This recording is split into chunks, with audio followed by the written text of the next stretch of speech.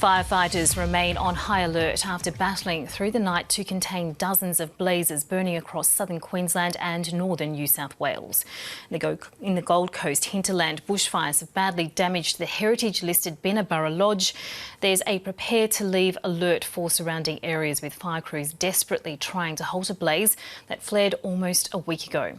Authorities gave an update a short time ago from Emergency Services headquarters in Brisbane. Can I just start with saying that to date we have no deaths or serious injuries recorded in Queensland in relation to this serious event, and currently we have no missing persons. That is because people are listening to the messages that they are being given, and you need to stay connected and continue to listen to those messages, because as you've heard, this could become quite a protracted event in several areas. Our operations in relation to the two fires at Sarabah and at Stanthorpe will continue for several days. And whilst we have no change in the reported number of dwellings and buildings impacted by this, we can expect that to change. So, of course, we've heard about Binna Burra. We haven't included that in our figures as yet. We need to get in and do the assessments, and we are prioritising those assessments during today. Regrettably, we are investigating a deliberate fire that was lit at Pimpamar yesterday. Gold Coast Police has lead on that investigation. Can I just say that that's extremely disappointing. Not only are people's lives, including emergency services workers, put at risk, the people who do these sorts of acts tie up police resources for the investigations. 4 offences, which I might add, are very serious and can include up to life imprisonment depending on what happens. So the message to people out there that wants to do these things is that we will be relentless in trying to find you. So just do not do it. Don't put yourself or the community at risk. And I'll just finish by saying that, look, this is not over. The messaging is good. We are in a good place. We have good resources. We are committed to it. And no one has lost their life. No one has been injured, because the community is doing the right thing. Continue to do that, please. We are working on the activation. I noticed that the Insurance Council of Australia has come out and labelled the fires in both Queensland and New South Wales as catastrophic.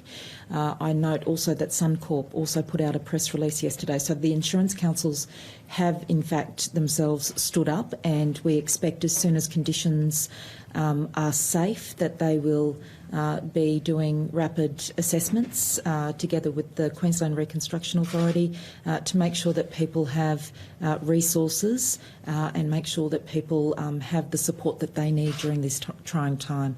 But I can report at this particular point in time that the Department of Housing hasn't had requests for housing assistance at this particular point in time. But of course, we stand ready to help Queenslanders in their time of need.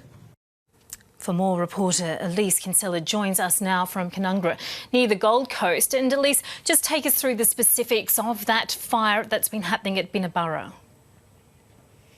Yes, Miriam, we understand that Binna Burra fire got a lot worse early this morning. The fire was really difficult for firefighters to control. There was a lack of access from the ground.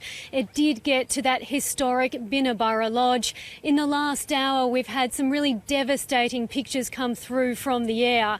What you can see is the main lodge that was built in the 1930s is just entirely burnt out. It's black and standing, but burnt all the way through. The roof and most of the building is actually out of shape, and some of the smaller buildings have fared even worse, completely flattened to the ground. In some cases, tin from rooftops is all that can be recognised. Now, just a little while ago, the lodge's chairman, Stephen Noakes, spoke to the media. He said that he's shattered, that they're still trying to assess the full extent of the damage and what has survived, but obviously are not back into the site at the moment.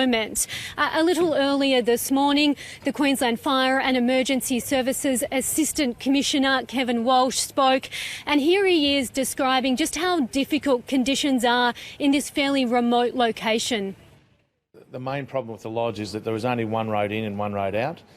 We had crews in close vicinity of the lodge last night, but they couldn't actually make entry to the grounds.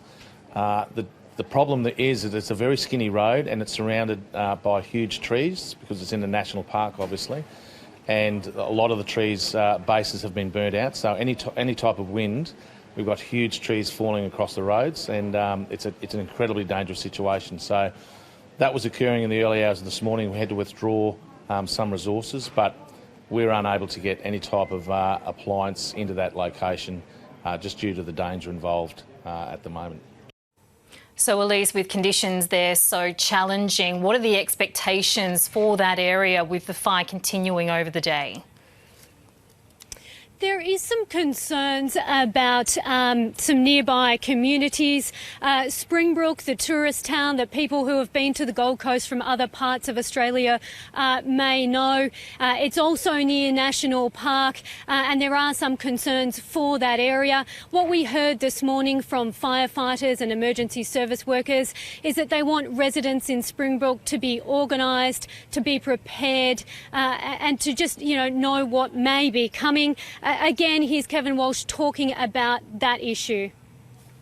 So we'll continue to use air assets to try and slow down the fire. The fire is obviously creeping down the other side of the ridge now, so we will continue to patrol, and we've still got a bit of tidying up in areas that have been burnt out. So as the wind increases today, what we have to do is to maintain vigilance around the areas that are still burnt out, because if there's embers there that are picked up and taken to different areas, that will present new fires for us. Now, Elise, there have been concerns as well about a fire in the Numinbah Valley. What's the latest situation there? Miriam, we have a journalist in the Numinbah Valley, and I was told just recently that the fire hasn't made it into the valley. So at the moment, it hasn't come over the crest of the ridge, which is good news for people in that area. There are a number of firefighters there and ready to try and get on top of any spot fires that may start. Firefighters had anticipated that blaze could make it into the valley between 11 o'clock and midday today, but so far, luckily, that hasn't happened. Our reporter Elise Kinsella bringing us up to date there from Canungra in Queensland.